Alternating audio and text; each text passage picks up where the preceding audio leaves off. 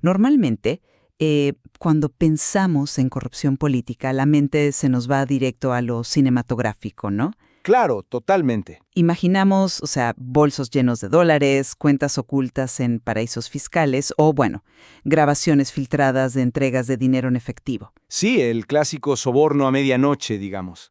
Buscamos el delito explícito, la transferencia bancaria ilícita. Exacto. Y, a ver, esa forma de pensar nos da cierta tranquilidad porque lo ilícito es visible y, por lo tanto, se puede rastrear y castigar. Pero hoy vamos a analizar un sistema mucho más sofisticado. Ajá. ¿Qué pasa cuando la captura del Estado no necesita maletines porque, bueno, opera a plena luz del día? Hablamos de omisiones, favores y llamadas entre personas que comparten el mismo club de golf, el mismo colegio privado y las cenas de los domingos. Y lo más fascinante de todo esto, Es donde ocurre. exactamente. Esto ocurre en el país considerado como la democracia más transparente de América Latina. Te refieres a Uruguay, claro. Y a esa tensión constante que surge en nuestro material de análisis entre su impecable imagen institucional y la realidad de una red social que es extremadamente pequeña y, bueno, muy concentrada. Así es. Nuestro análisis de hoy plantea un dilema central. O sea, ¿existe en Uruguay una forma de corrupción invisible, basada en lealtades de red, diseñada para estancar los salarios de los trabajadores y proteger el capital de unas 100 familias de élite? Yo, personalmente, estoy convencida de que sí. Ya. Esta red de proximidad ha reemplazado al soborno tradicional y opera como un gigantesco conflicto de interés estructural que cruza a todos los partidos políticos sin excepción. Bueno, y mi lectura va en otra dirección. Yo estoy seguro de que reducir la complejidad de la política uruguaya a un, digamos, club de amigos es ignorar cómo funciona realmente un Estado de Derecho sólido. ¿Tú crees? Sí, absolutamente. La proximidad social no es una conspiración, es sencillamente el rasgo demográfico inevitable de un país que tiene apenas 3,5 millones de habitantes. Voy a argumentar que el estancamiento salarial o las políticas pro inversión no responden a una mafia de clase, sino a la más estricta necesidad macroeconómica de una economía pequeña y abierta. A ver, para entender a esta red, creo que primero debemos observar la profunda distancia material que existe entre quienes toman las decisiones y quienes sufren las consecuencias. Hablemos de números, pero desde la realidad cotidiana. Adelante. Un legislador en Uruguay hoy percibe, entre su salario base y las partidas de representación, unos 537,189 pesos mensuales. Mientras tanto, el salario mínimo nacional apenas roza los 23,604 pesos. Es una brecha significativa, sin duda. Nadie niega eso. Es que es una diferencia de casi 23 veces. Piensen lo que eso significa en la práctica.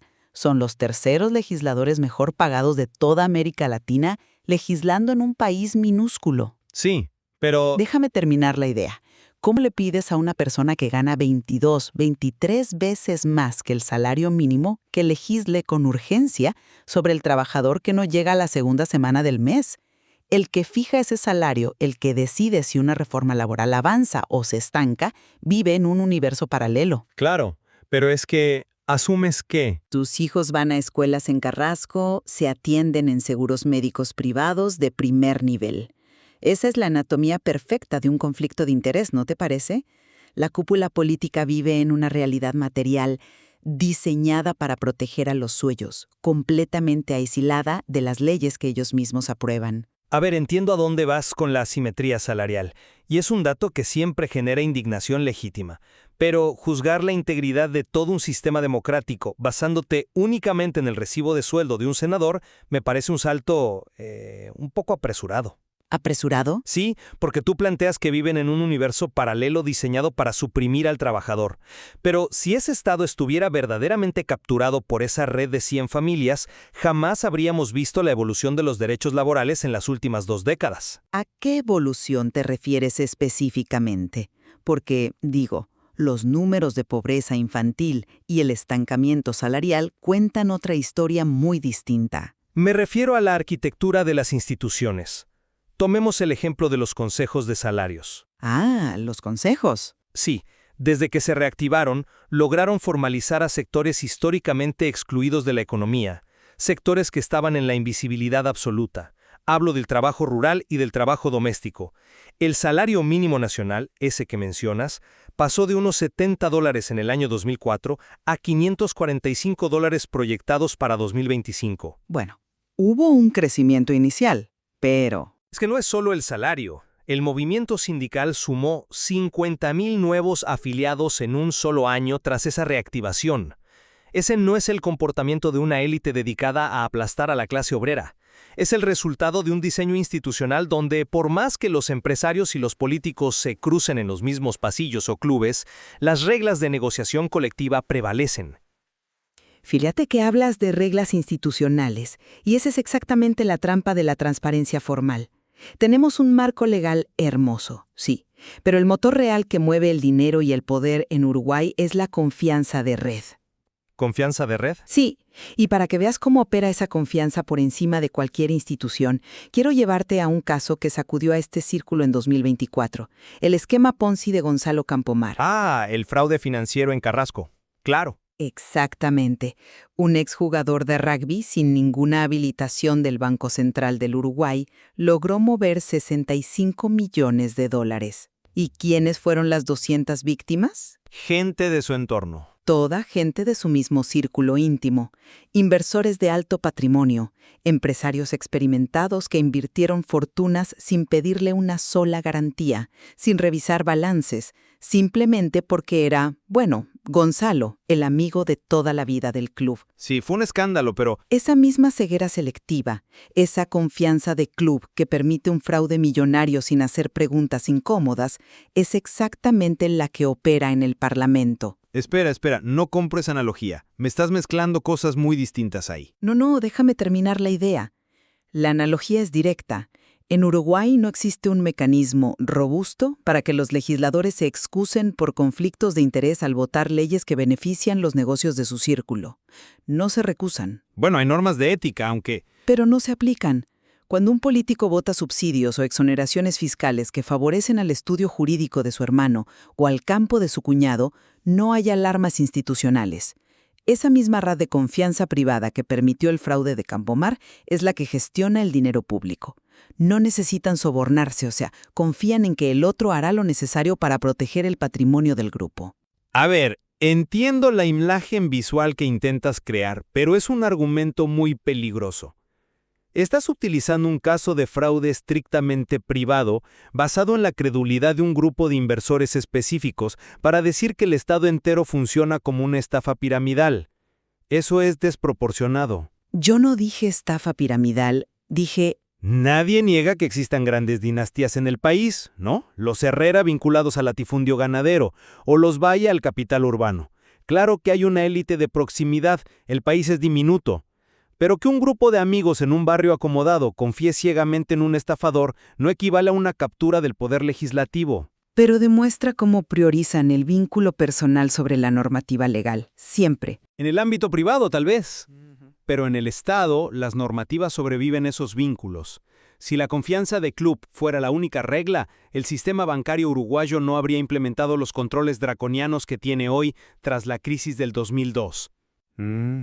Hoy, Uruguay sigue liderando los índices regionales de baja corrupción no porque sean todos santos, sino porque las instituciones auditan y controlan. El Estado no funciona solo con apretones de manos en un club de golf, funciona con auditorías, contrapesos y leyes. Y sin embargo, esas mismas instituciones de las que hablas, cuando toca distribuir la riqueza, parecen diseñadas con un freno de mano. Volvamos a tu gran argumento de los consejos de salarios. Tú los presentas como la cúspide de la democracia laboral tripartita, ¿verdad? Porque lo son, en muchos sentidos. Yo te propongo que miremos su mecanismo interno. Funcionan, en la práctica, como un termostato manipulado. ¿A qué te refieres con un termostato manipulado? Imagina que trabajas en un edificio de oficinas. Sientes frío, vas al termostato en la pared y lo subes a 25 grados. Tienes la ilusión de que controlas tu entorno, de que tienes poder de decisión. Ajá. Pero lo que no sabes es que el dueño del edificio ya programó el sistema central para que, sin importar lo que marques, la temperatura nunca pase de 20 grados para ahorrar energía. Ya veo por dónde vas. En los consejos de salarios, trabajadores y empresarios se sientan a la mesa, sí, pero el Poder Ejecutivo impone unilateralmente las pautas antes de empezar. Estas pautas funcionan como ese sistema central bloqueado. Son un techo invisible. Pero, no son un techo invisible, son una guía macroeconómica. Son un techo diseñado para proteger el margen de ganancia del gran capital, disfrazado de prudencia técnica. Y si quieres pruebas de que el termostato está manipulado, mira los datos del PCNT proyectados para este 2025. Tienes 550,000 trabajadores ganando menos de 25,000 pesos mensuales. Sí, es un desafío estructural. La masa salarial, es decir, el pedazo de la torta que se llevan los trabajadores en relación al PIB, cayó un 2%. ¿Y qué pasa cuando el sindicato exige cosas estructurales, como reducir la jornada laboral a 40 horas? Se excluye del debate de plano. Te sientas a la mesa, te dan la ilusión de negociar, pero el resultado ya está digitado para que el trabajador apenas logre empatarle a la inflación. Mientras la red, retiene la verdadera riqueza. A ver, la analogía del termostato es muy hábil, te lo concedo, pero ignora completamente por qué existe ese sistema central en primer lugar. Tú asumes que el Ejecutivo pone esas pautas por pura lealtad a la clase empresarial, para proteger el bolsillo de sus amigos. Es que los números lo demuestran. Pero te pregunto, ¿qué pasaría exactamente mañana si el Estado elimina esas pautas y permite aumentos salariales desregulados? Los trabajadores tendrían un salario digno y una porción justa del crecimiento que ellos mismos generan. Es simple. En el corto plazo quizás, pero en cuestión de meses tendrías una espiral de precios y salarios. El Estado no interviene en los consejos de salarios para hacerle un favor al capital, interviene como garante de la estabilidad inflacionaria. Esa es la excusa de siempre. Si tú fuerzas aumentos salariales que no están atados a la productividad real de la economía, las empresas trasladan ese costo a los precios del supermercado. ¿Y quién es el primero en sufrir una inflación del 10 o 15%? Exactamente, esos 550,000 trabajadores que ganan menos de 25,000 pesos. Esa es la eterna amenaza para mantenerlos a raya. Es la realidad técnica. El Estado asume el voto de desempate para administrar la tensión entre trabajo y capital, asegurando que el país siga siendo competitivo para exportar. Si los costos laborales se disparan por encima de la región, las empresas cierran o se van. Poner pautas no es corrupción, es gobernar con responsabilidad en un país periférico que no imprime dólares. Pero fíjate cómo el lenguaje técnico siempre justifica el sacrificio del mismo sector. Siempre. Llamamos responsabilidad macroeconómica a asegurarnos de que el salario real se estanque. Pero, mágicamente, esa responsabilidad desaparece cuando se trata de subsidiar al gran capital. ¿A qué te refieres? Y esto es tan profundo, o sea, la captura es tan perfecta que atraviesa incluso las ideologías. Si esto fuera solo una necesidad técnica, un gobierno de izquierda habría encontrado la forma de cambiarlo en 15 años de mandato con mayorías absolutas. ¿Te refieres a los periodos del Frente Amplio, supongo? Exacto. Tuvieron 15 años. Y sin embargo, la estructura de propiedad de la tierra, que es la base histórica del poder en Uruguay, no se tocó. Un sector donde el 30% de la tierra productiva sigue en manos de terratenientes puros, que según los estudios de renta agraria, acumularon $8,000 millones en ganancias en las últimas 2 décadas. Sí, pero el agro es el motor del país. Pero el ejemplo definitivo de cómo la red somete a la política es el caso UPM. Ah, claro, las plantas de celulosa extranjeras. Sí. Vimos a un gobierno de izquierda y luego a uno de derecha negociar en absoluto secreto para otorgarle a una multinacional finlandesa zonas francas, uso gratuito de recursos hídricos públicos y un tren hecho a medida. Fue una inversión histórica. El Estado uruguayo asumía más de $3,300 millones en deuda pública para la infraestructura ferroviaria. Y UPM genera unos $1.000 millones anuales en ganancias prácticamente libres de impuestos. La sumisión al gran capital unió a todo el espectro político. Bueno, pero ahí estás ignorando los empleos indirectos. Déjame sumar un dato más reciente, porque la historia continúa. Mira el nombramiento de Gabriel Odone como ministro de Economía para el gobierno de Yamandu Orsi en 2025. El Frente Amplio, un partido que nació para defender a los trabajadores, trae a un hombre que fue socio por más de 20 años de CPA Ferrere, la consultora de Cato Enatie y de las corporaciones más grandes del país. Odone es un profesional de primer nivel. No lo dudo, pero el mensaje institucional es clarísimo. Puedes ganar las elecciones, pero el Estado uruguayo no tolera a nadie en el sillón de economía que asuste a los dueños de la red. Esa interpretación es fascinante desde, no sé, la teoría conspirativa, pero profundamente desconectada de cómo funciona la geopolítica financiera. Tú usas el caso de UPM y de Odone para hablar de una especie de claudicación, de rendición ante una élite intocable. Porque eso es lo que parece. Pero hay un concepto en ciencia política y economía que explica esto sin recurrir a historias de mafias ocultas. Se llama el poder estructural del capital.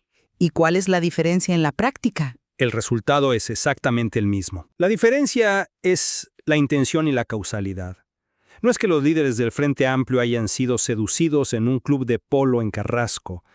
Es que cuando te sientas en el sillón presidencial de una economía pequeña de 3 millones de personas, te das cuenta de que dependes absolutamente de la inversión extranjera directa para sostener el grado de inversor. Piensa en el mecanismo exacto. ¿Qué pasa si el Frente Amplio ganaba y nombraba a un ministro de Economía radical, antimercado para complacer a las bases sindicales? Habría una redistribución agresiva, innecesaria. No, habría pánico. Al día siguiente, los rendimientos de los bonos uruguayos se disparan. Las calificadoras de riesgo te bajan la nota. Se produce una fuga de capitales inmediata. El peso uruguayo se devalúa violentamente y todo lo importado, desde el combustible hasta los medicamentos, se vuelve impagable. Siempre es el miedo al desastre. Elegir a alguien como Gabriel Odone, con perfil técnico y respetado por el sector privado, no es ceder al chantaje de unos amigos, es emitir una señal vital de credibilidad a los mercados internacionales. El Frente Amplio maduró. Entendió que el idealismo discursivo no paga las cuentas del Estado. Lo que tú llamas captura de red, yo lo llamo el duro precio de la globalización. Pero la globalización siempre parece tener un costo asimétrico, ¿no? Me resulta increíble que justifiquemos que somos tan pragmáticos como para endeudarnos en $3.300 millones por un tren exclusivo para UPM, pero de repente nos volvemos extremadamente austeros cuando el trabajador pide reducir su jornada a 40 horas. Son escalas presupuestales distintas. Esa asimetría es la prueba de que la red decide qué presiones del mercado se absorben y cuáles se trasladan a los de abajo. Como documenta Ollanta Cabal en sus estudios sobre la tierra, o sea, cuando hay un boom de la soja o la carne, la ganancia es privada. Pero cuando los precios internacionales caen, el ajuste se hace recortando el gasto social y estancando los salarios. El riesgo es público, la ganancia es de club. Y todo esto se sostiene bajo la pátina de nuestras maravillosas instituciones. Las formas democráticas terminan legitimando una estructura de poder que lleva un siglo intacta. Yo lo veo desde una óptica diametralmente opuesta. Tú partes de la premisa de que unas instituciones verdaderamente democráticas deberían desmantelar al capital. Pero, ¿y si las instituciones simplemente están reflejando el balance real de poder de una sociedad plural? Claro que el sector agroexportador tiene lobby, es innegable. Un lobby enorme. Pero no me digas que el trabajador está indefenso. El PIT-CNT en Uruguay tiene un poder de movilización que envidiaría cualquier sindicato europeo. Logran paralizar el país, negocian mano a mano las categorías laborales, consiguen firmas para plebiscitar la Constitución sobre la seguridad social. La estructura uruguaya no es el dictado silencioso de 100 familias. Es un tira y afloja constante, tenso, a veces ruidoso, entre fuerzas muy poderosas. Pero al final del día, las decisiones económicas que no te gustan responden a las restricciones de presupuesto de un Estado que no puede inventar riqueza donde no la hay, no a un grupo de apellidos ilustres conspirando en Punta del Este para no subir los sueldos. Pero es que ese es el punto central. No necesitan conspirar. Nadie dice que se reúnan en secreto a tramar la caída del salario. No hace falta. Cuando todas tus amistades, tus vínculos familiares y tus intereses financieros apuntan en la misma dirección, la inercia del sistema hace el trabajo sucio por ti. Eso es asumir mucha malevolencia. Pasiva. No necesitan un plan maestro para frenar las demandas laborales. Basta con que al momento de tomar decisiones técnicas, su propia visión del mundo les indique que lo razonable siempre coincide casualmente con lo que no afecta el patrimonio de la red. Es una lealtad invisible. Pero fíjate a dónde nos lleva esa línea de razonamiento. Si cualquier política de austeridad o cualquier incentivo a la inversión extranjera se descalifica automáticamente como una victoria de la red élite, nos quedamos sin salida. Estarías condenando a cualquier gobierno uruguayo, sea de izquierda o de derecha, a no poder tomar decisiones macroeconómicas responsables sin ser acusado de cómplice de la oligarquía. Nos lleva exactamente a la conclusión a la que nos invita este análisis, que es a dejar de ser tan ingenuos con nuestras formas institucionales. Para resumir mi postura de hoy, la arquitectura democrática de Uruguay es innegablemente sólida, pero funciona como un elegante camuflaje. ¿Un camuflaje? Sí.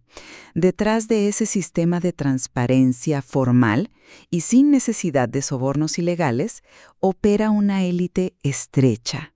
Y esa red, a través de profundos conflictos de interés no declarados, impone un techo permanente al bienestar de la gran mayoría para mantener sus propios privilegios intactos. Y mi posición final es que no podemos ni debemos confundir la proximidad demográfica con la captura del Estado.